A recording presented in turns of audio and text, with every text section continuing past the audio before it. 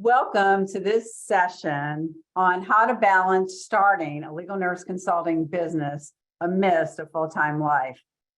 Many of you are interested in legal nurse consulting, but perhaps you're trying to figure out, okay, how do I juggle this full-time job amidst my also full-time life with my family and my friends, and then trying to start a business.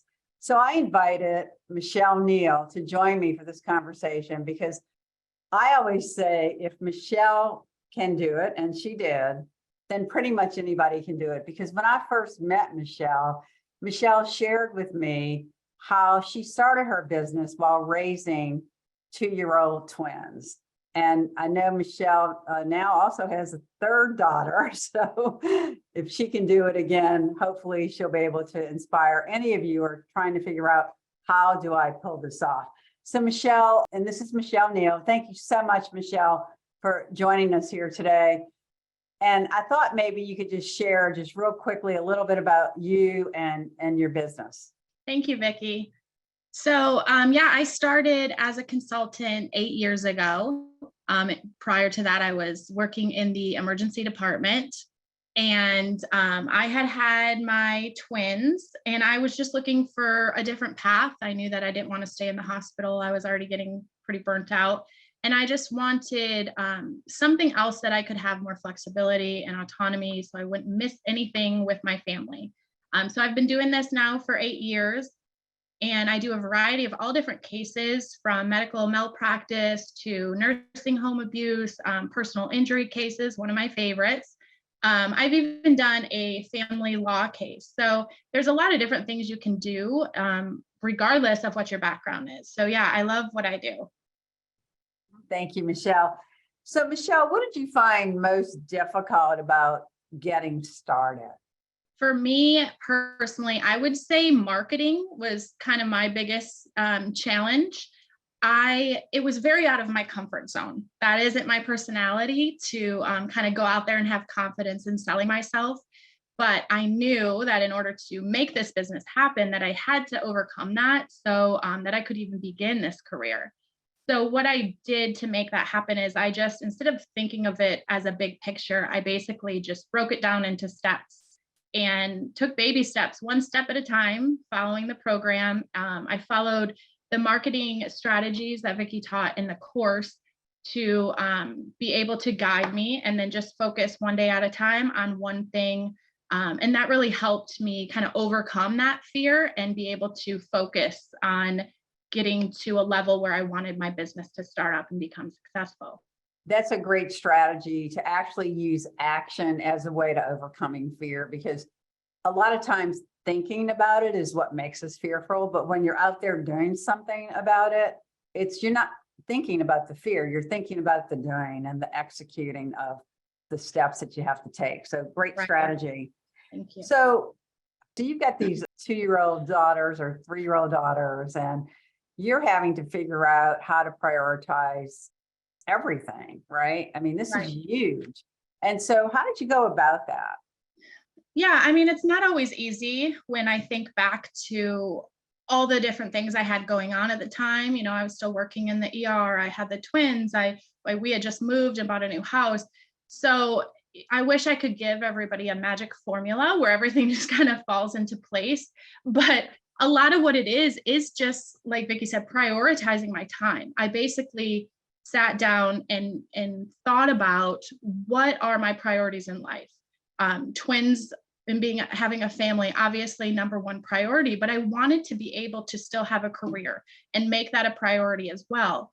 So when I came across the program and found that this could be a good option for me, I just made sure to really manage my time effectively, think about what my priorities were, even if maybe I had to leave a couple things out that I would normally do on a daily basis without starting a business. And then I think also it's just really important to have a positive mindset along the way, and having a support system around you that really helps. I was fortunate. My husband was helpful and very encouraging in me starting this career. And so I think the beauty of having the twins while starting the business is I was able to still prioritize my family while having the autonomy to run a business and do that basically in my own way. I think it's also important to tell people, give yourself a little bit of grace. Not every day is going to be perfect. I have days that run smoothly and I have other days that are chaotic, and we don't have control over that. So I think that's where your mindset can really kind of help you out, figure out how to manage the time and prioritize efficiently and effectively.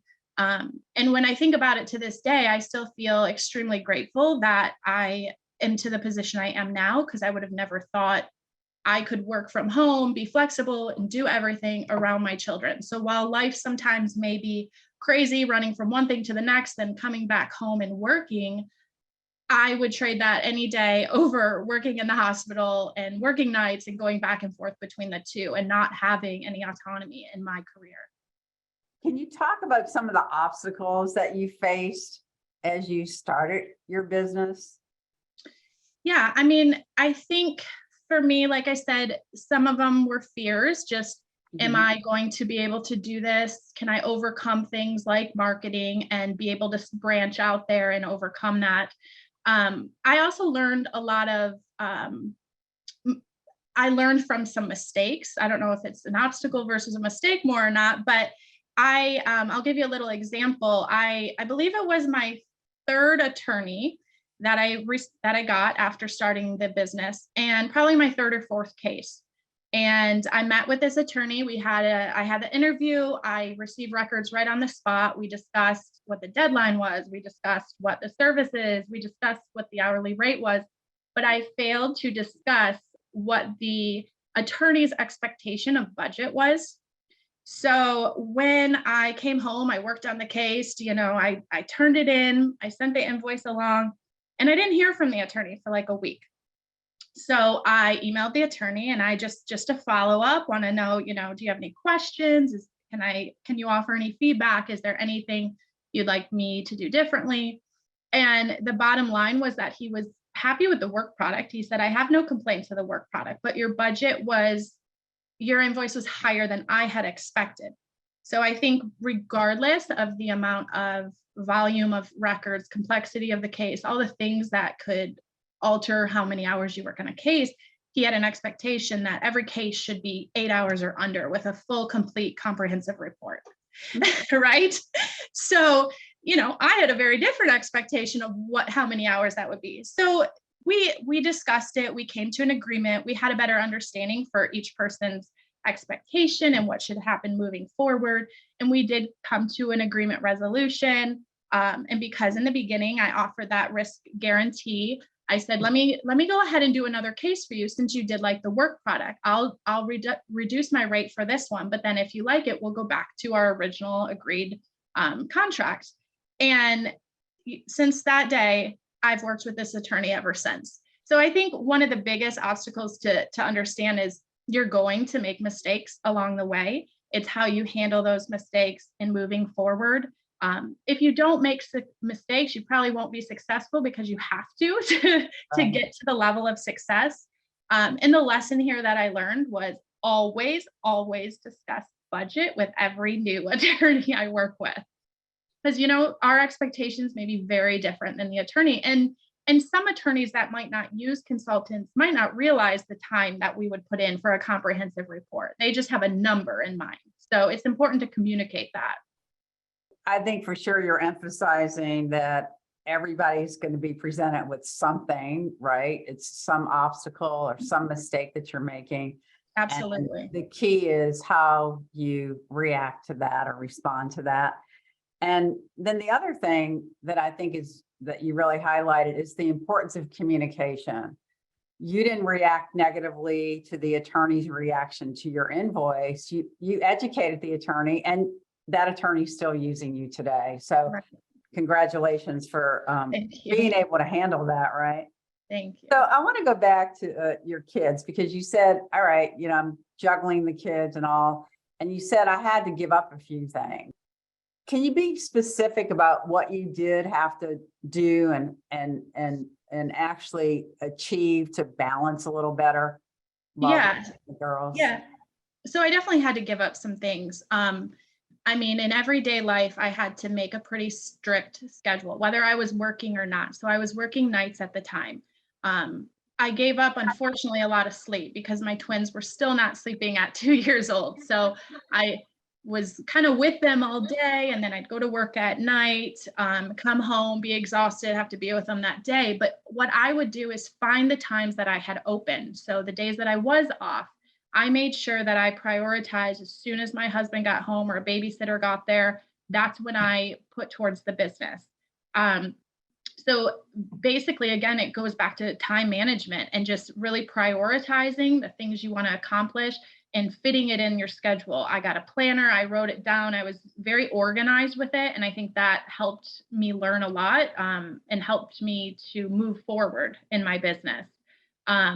Another sacrifice that we had to make is, as I started getting clients, I wanted to work a little bit less. But in order to do that, we had to be a little tighter on the budget. So, I was very careful in that, knowing that eventually this is going to be all worth it. So I think it's important to know you will make some sacrifices in order to grow your business. But if I think back to it now, there's not one massive sacrifice that I feel like I had to um, give up. Or if I did at the time, right now it feels so small because it was so worth it at the end.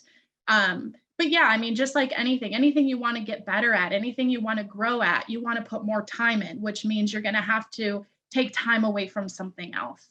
It's interesting because when I work with students or with certified legal nurse consultants, I think that the ones who are always the best at kind of balancing all of this heavy stuff that's going on in their lives are the ones, as you exactly what you did. They actually schedule, right? They treat it like a business, not like a hobby. And especially nurses today, many of you have 4 days off a week. You can definitely use many hours during those 4 days toward building that business on a part-time basis. And you definitely talked about making sacrifices, but I think everybody would agree who owns their own business that it's always worth it. Absolutely. Sure. What steps did you take to ensure that you would succeed? Because I know from the very beginning, you started with a lot of intention. And for you, I don't think it was an option to fail in this. So what specific steps did you take to succeed here? Yeah, you're right, Vicki. When I went into this, I knew I was going to do it no matter what. I kind of came up with a little slogan for myself that I stuck with, which was focus and confidence. I needed to focus every day, even if it's 15 minutes a day, putting something towards the business. And then I needed to be confident in what I was doing. Even if I really wasn't confident, which I really wasn't at the time, I kind of faked it. Again, mindset. I kind of told myself, I'm confident, I'm a nurse, I can do this. So between focusing and using that time management, organizing, I had a passion too to make sure that it would work. So I think that any passion will help drive to success. And then the last thing that I always stand by is don't make excuses, because excuses won't make success. Yeah, I always call that one of my favorite Michelle quotes. That's a really good one. So what advice would you give to an RN who is interested in getting started, but maybe they are hesitant? What would you say to them?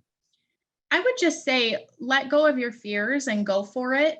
I always tell people that if you're not a little bit afraid of starting something new, you're probably not taking it seriously.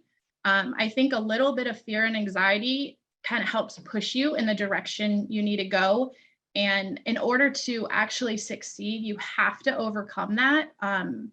In anything in life, whether it's your business or any other challenge you may face. I mean, we always deal with challenges and anxieties in life. And I think you just got to push past them to be able to grow and be successful in this business. And like I said in the beginning, I definitely wasn't confident. I pretended I was, and I just kept pushing forward. And now I'm where I'm at today. And sometimes it's still kind of hard for me to believe that that's where I'm at. I'm very grateful for it all.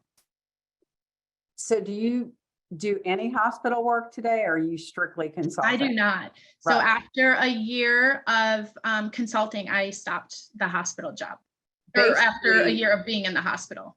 so basically a little bit of imbalance for 1 year, but leading to now living a life where you do have that, Right.